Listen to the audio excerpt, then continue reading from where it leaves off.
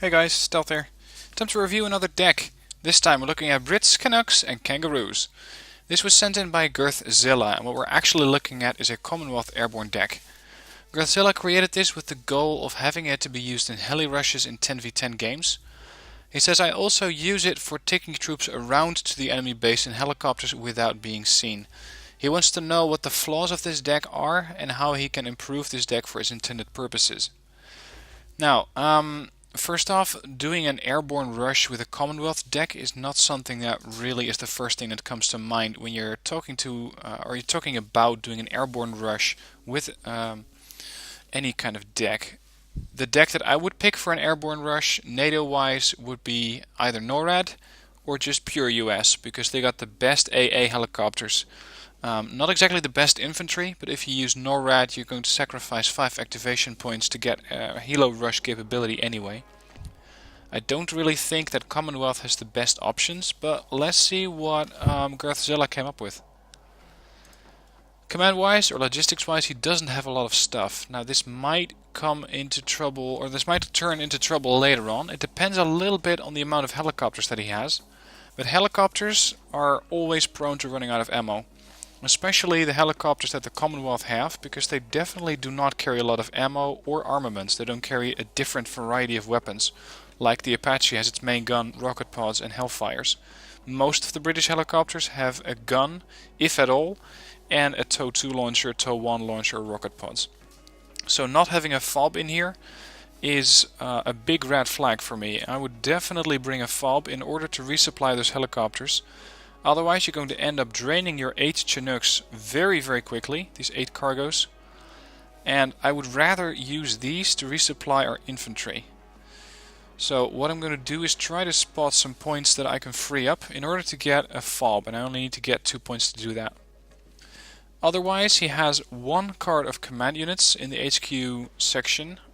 He has them in the Lynx AH7, fast transport, definitely capable of keeping up or even outrunning your main airline assault or your main airborne assault. So be a bit careful with this helicopter, as if it starts to outrun your initial push, you risk getting your expensive command infantry shot down.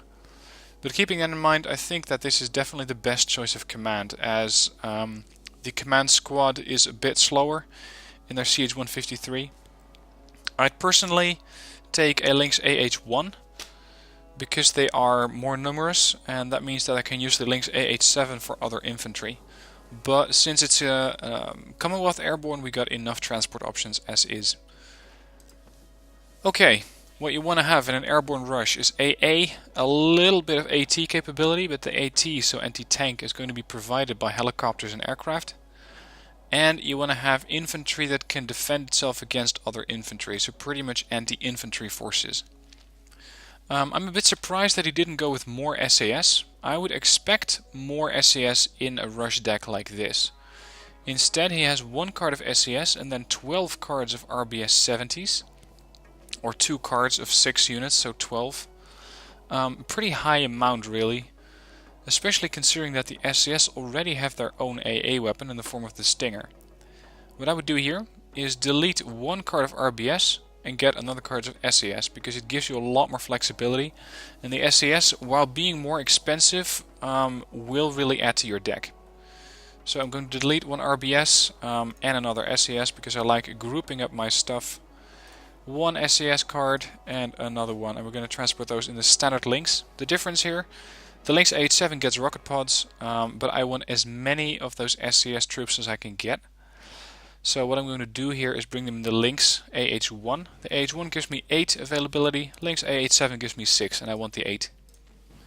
So 16 SAS, we can transport those to the front line very quickly using the Lynx AH1. Pumas are going to be a bit slower at 250.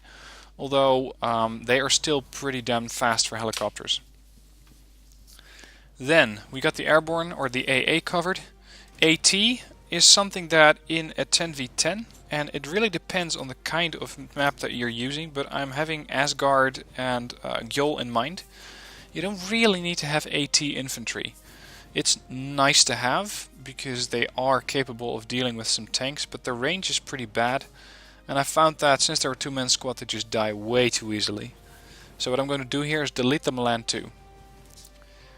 Now he has 24 Canadian Airborne 90. These are the shock troops, and combined with 14 Gurkhas, you have way too many line infantry units, especially in a 10v10. We're going to have to cut back on these because you just don't need this many of them.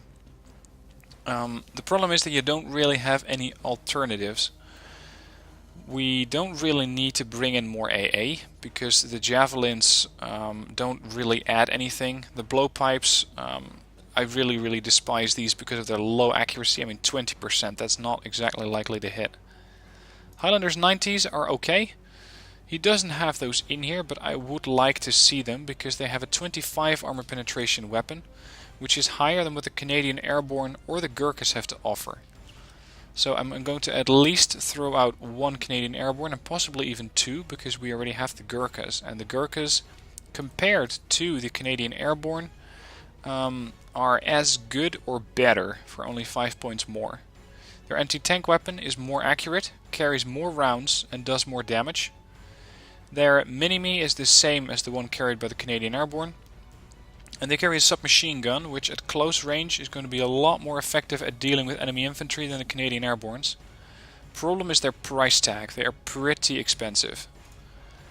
I'm not going to bring so much Canadian Airborne, so 8 of these, and then we're going to take one card of Highlanders 90s. Now unfortunately we're out of CH-147s, so it's going to have to be a CH-135, also known as a Huey.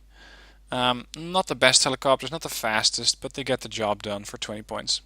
If you want to go even cheaper, go with the CH-118. Anyway, the 135 with a couple of Highlanders gives us a little bit of Erics. So we got SAS as all-round versatile units. They can also engage ground targets with their M16 and their AT-4. Gurkhas are mostly forest fighters. In case they come up against some infantry, they can take care of that with the Mini-Me and the Sterling. And they can use the Law 80 to dispose of any vehicle really quickly. For distances that are slightly bigger, you can use the Erics launcher on the Highlanders 90. Now I immediately freed up 2 points, so I'm going to buy myself a fob over here, because I do feel that an airborne deck has to have one. I'm not sure what he has in the helicopter tag yet, but we're going to see about that later. Support tab, very easy. There is just nothing to pick from. And I don't have any filters enabled, it's just a thematic setting that blocks out every unit. Tank-wise, he went with the only semi-viable tank, and that's the Scorpion 90. Now the Scorpion 90 compared to the base one at least is a decent weapon. The L23A1 is a weapon that I really don't like. It has low accuracy, a low rate of fire, low HE and low armor penetration. So it is not going to really hit stuff, and if it does hit stuff it's not going to do a lot of damage. Scorpion 90 though has twice the amount of accuracy. It has a little bit more armor penetration, a little bit more HE, and with that a little bit more suppression, so it's going to damage enemy morale a bit better. Same rate of fire, so that it's not that interesting that way, but it is still a worthy support unit in this deck. And I'm calling it a support unit because it is not a main battle tank. You throw up one of these things against a T-72 and he's just going to laugh at you. Reconnaissance. Let's see what we have here. The way I see airborne decks is basically airborne artillery, and considering that Girthzilla dedicated 15 points to air, means that he has a lot of aircraft, so we need a lot of spotters. And preferably fast spotters. So a lot of fast movers like helicopters, and the Parenti is definitely a fast mover at 95 kph and exceptional optics, means that this is a good spotter. It just doesn't have any armor. The rest is Pathfinders. He has 6 of these at the Elite Veterancy, and then some Recce. I'm not sure why he has this many, because an airborne deck for me is something that's fast and mobile, and Pathfinders, while they are fast for infantry at 30 kph, they're not as mobile as what I would like to have. Considering he also has 3 Recce in here, I think that he has just too many of these. So I'm going to downvet the Recce to back to 4. I'm going to downvet one Pathfinder back to 4. And I'm going to delete the other Pathfinder in favor of either another reconnaissance helicopter. And talking about reconnaissance helicopters, The AS350 might be a better alternative compared to the Gazelle AH1. The reason I'm saying that is while the Gazelle AH1 does have exceptional optics, it only has 4 strength. And that 4 strength is going to be a problem because it means that any AA missile can take it out in one shot. The AS350 doesn't have that problem, it's going to have to take 2 shots. Or if you're dealing with 9 HE missiles, it doesn't matter what you get hit by, regardless of the recon helicopter that you're using.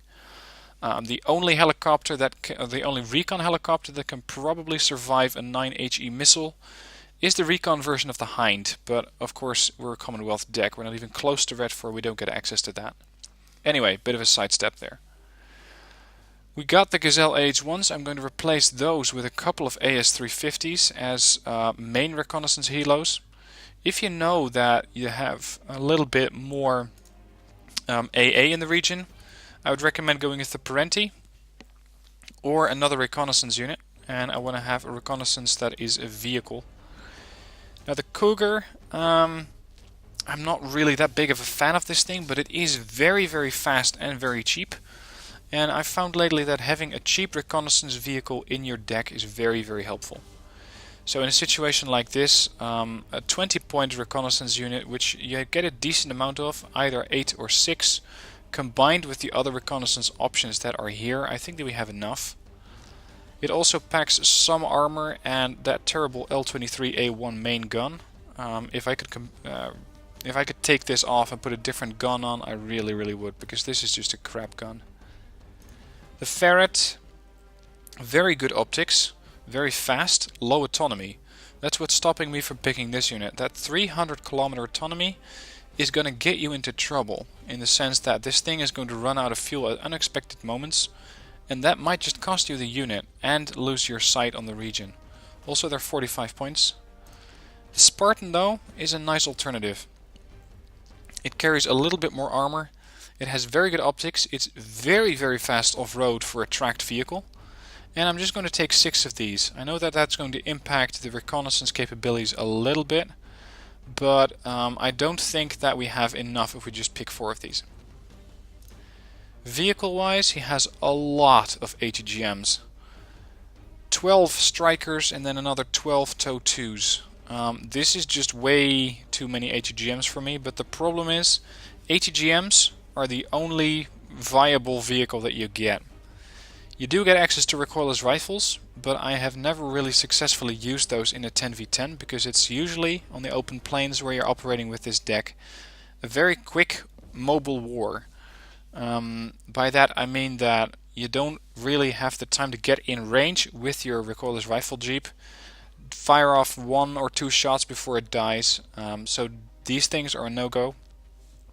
But having this many cards is a bit of a waste.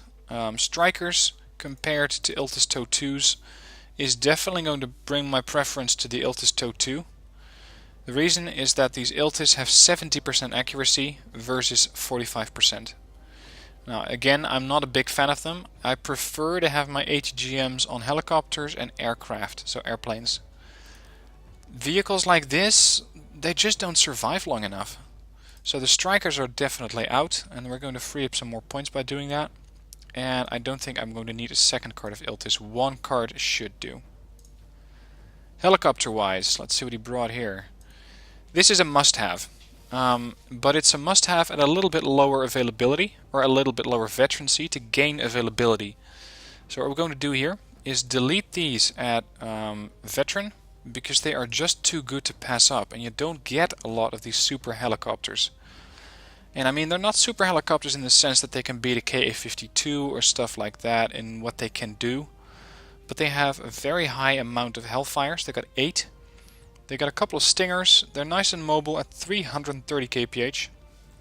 Autonomy though is not terrible, so keep an eye on those and make sure they don't run out of fuel.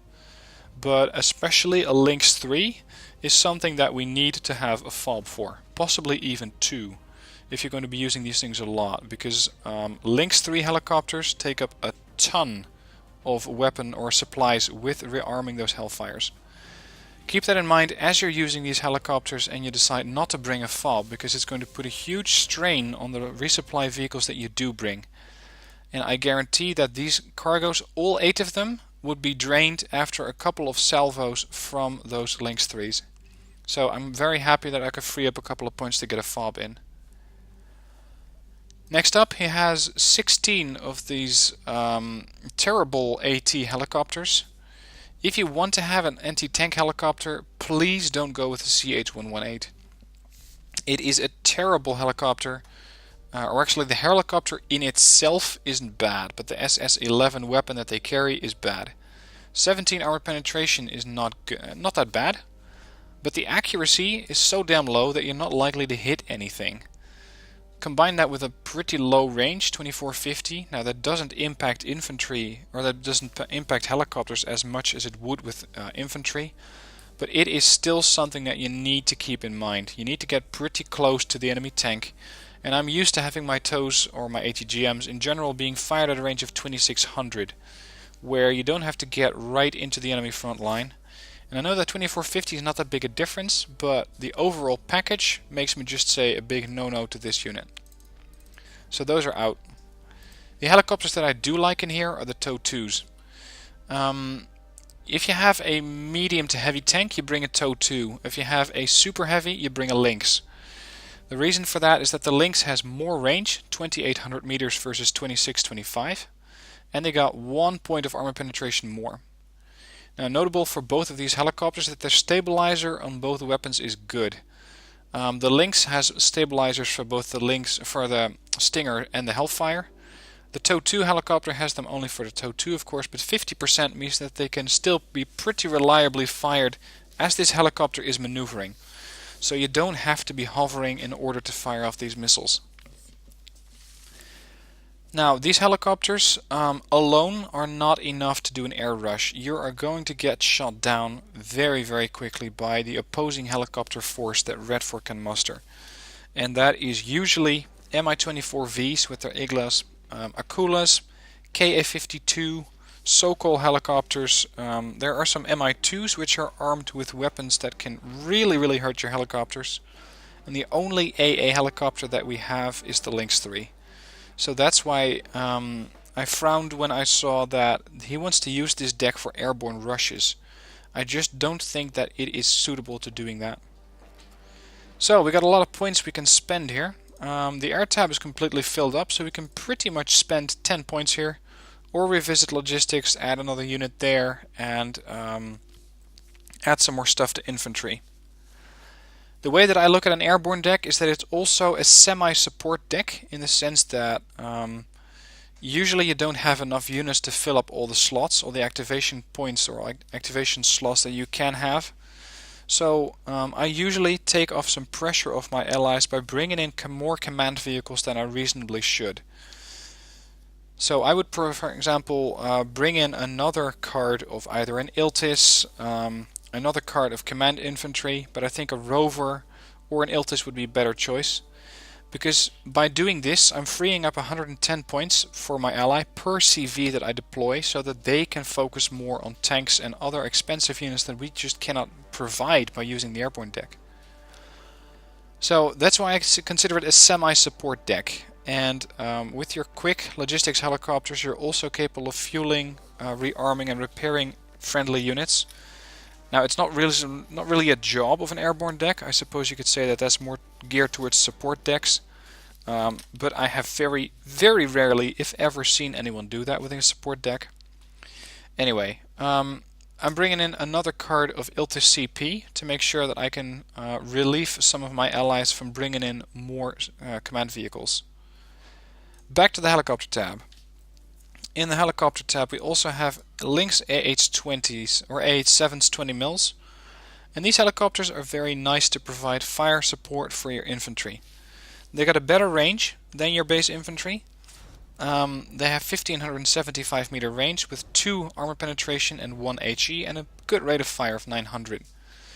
Their accuracy isn't great, but it isn't terrible either. Some of the autocannons on, for example, transports, mechanized transports, have a lot less accuracy, but they make up for it at a high rate of fire.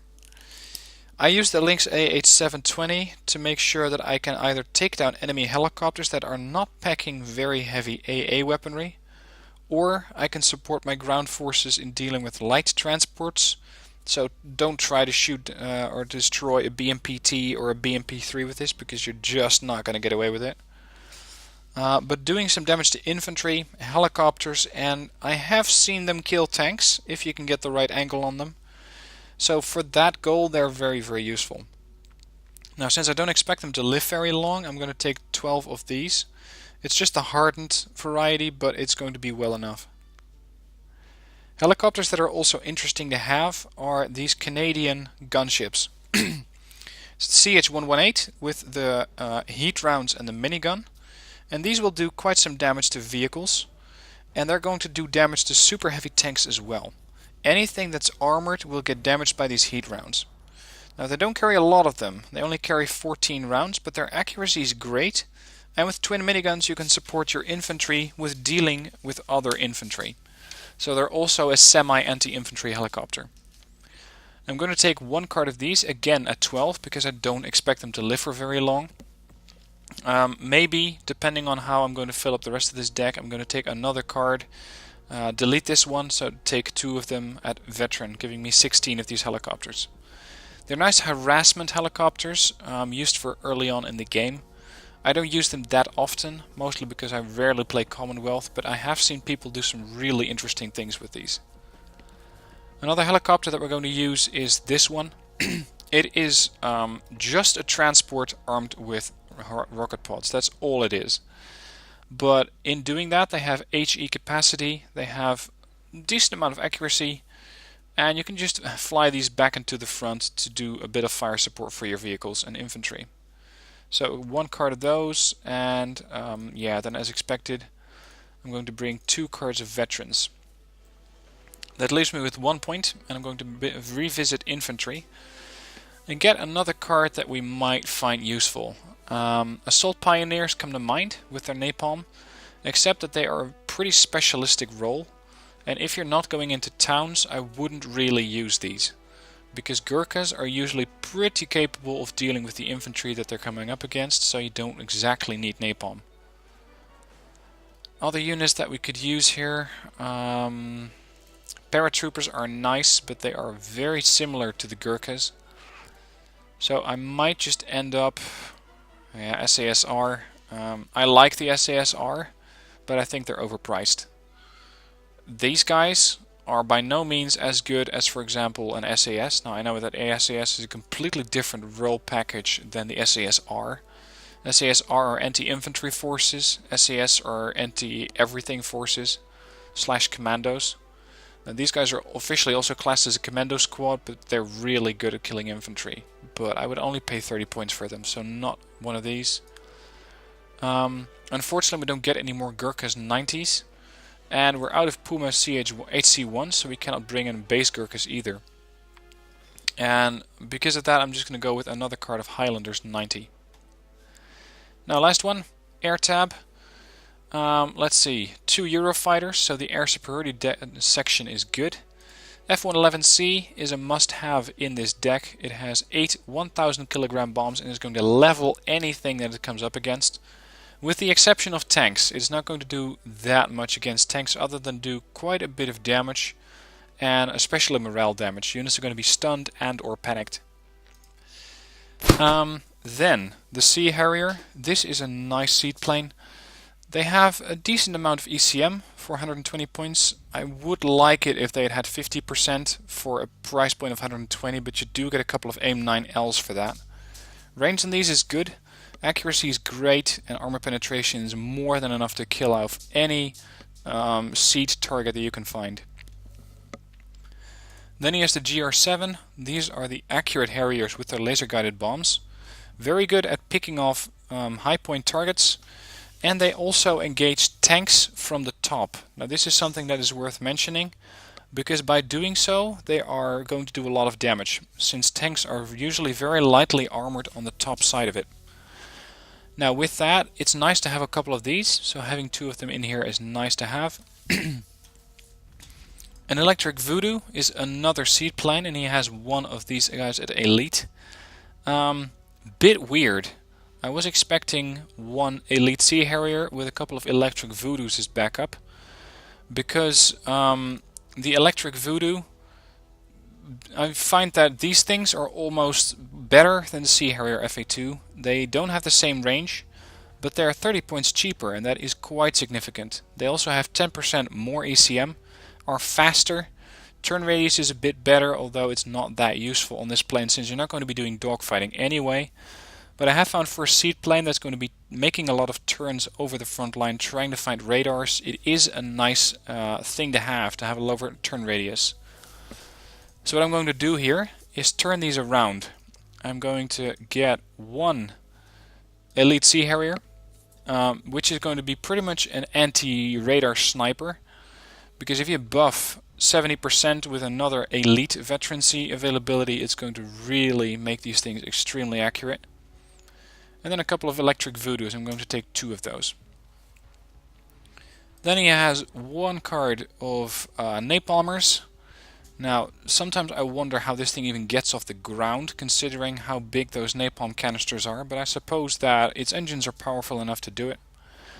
What's not very powerful about this plane is the ECM rating. At only 0%, they are not going to do anything to stop missiles. So that makes these things sometimes a bit of a one-way trip.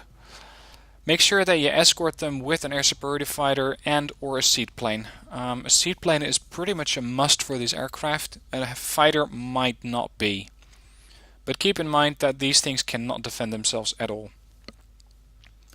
Next off, he has 1 Elite Hornet.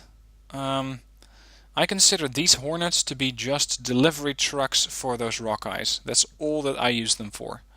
So why he upfitted an Elite, or why he upfitted a delivery truck or a delivery bomber, I'm not sure about. I'm going to downvet those to 2. Because with these you got a bit more availability, you get more aircraft, you can bomb faster and more often. And then he has CF-118 Hornets. Now the Hornet that I was expecting, or at least the aircraft that I was expecting, was something like this Hornet, to make sure we can snipe some tanks. Or, unless I'm mistaken with the US deck, yeah, that's probably it. Okay, I'm going to delete this Hornet because I don't need 4 air superiority fighters. 2 of these elite Eurofighters are going to tackle pretty much anything that they come up against. But what we don't have yet is a tank sniper, and that's something that the Kehu excels at. These things have a great amount of accuracy, 60%, 30 armor penetration, means that they're going to cut through any armor in the game and do a ton of damage to the tank that is hiding behind that armor.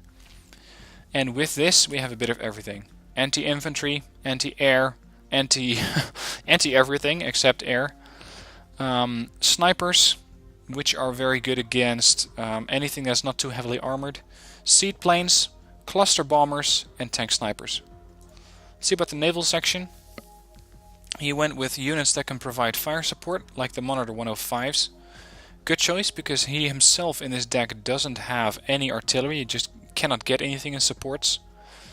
And then he has 12 Royal Marines. I don't think that these are too useful, because we already got great infantry in the infantry tab. So I'm going to delete those. Reconnaissance, we already have enough. Now if you're really a big fan of these, just get a secondary card of them in the Reconnaissance tab, but otherwise I wouldn't really use them that much.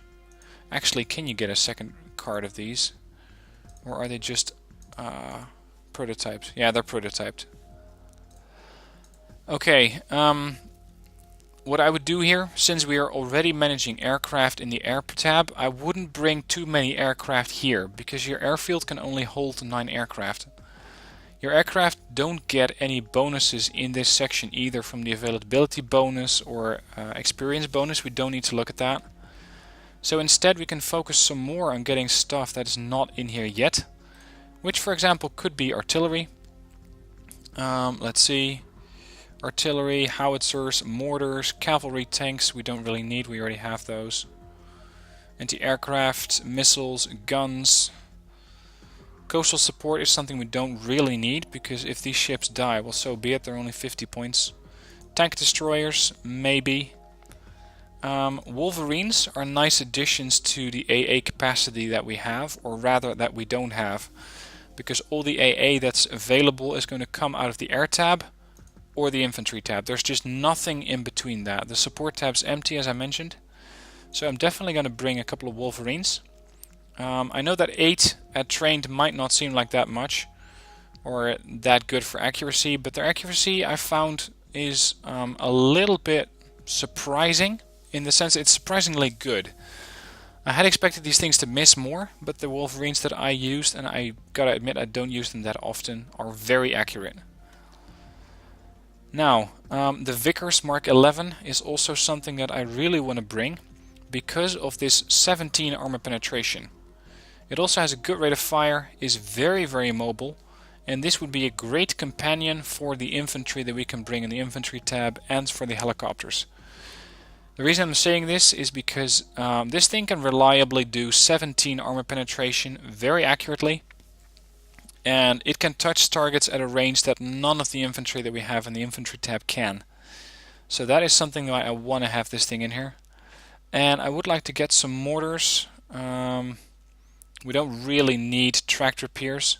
I try to steer clear of those if I can. But let's go with a couple of Bison 81mm to provide possible smoke screens or just mortar enemy targets as we see them. So let's see, I think that's really the only mortar we can bring. Yeah, it's the only thing. Okay, 6 of those. So instead of bringing more aircraft here, I decided against that because with 14 aircraft you can only bring in 9 in the air tab, or in the aircraft, airfield, whatever you want to call it, the aircraft section, as you're in game. So bringing a lot of anti-ship airplanes in this section wouldn't make sense, because we're just going to negate either the ASFs or the standard airplanes that we're using, or the anti-ship planes. So with that, some slight additions here and there to the Brits, Canuks and Kangaroos deck by Girthzilla. I won't be using this deck. I tried Commonwealth Airborne and it just doesn't work for me. If it works for you, great. The deck code's in the description down below. Let me know how it goes and send in your replay through the link that's also in the description if you have a great replay with this deck. Looking forward to hearing from you. Now with that, it's the end of the video, so don't forget to like and subscribe as always, and I'll be seeing you next time.